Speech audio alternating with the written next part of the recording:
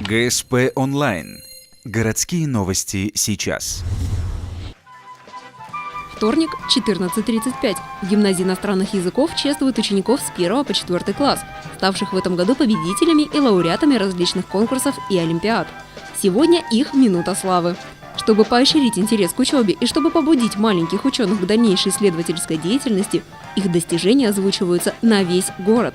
Фраза, которая, наверное, распространяется на всех: успех порождает успех.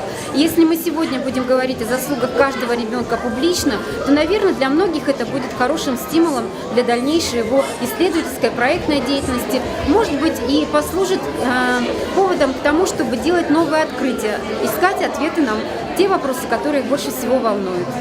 Минуту славы получают и педагоги, которые помогают своим ученикам становиться лучшими. Учителя удостаиваются слов благодарности за свой труд, а школьники получают дипломы и небольшие подарки. Для гостей гимназия подготовила творческий сюрприз – небольшой концерт с песнями и танцами.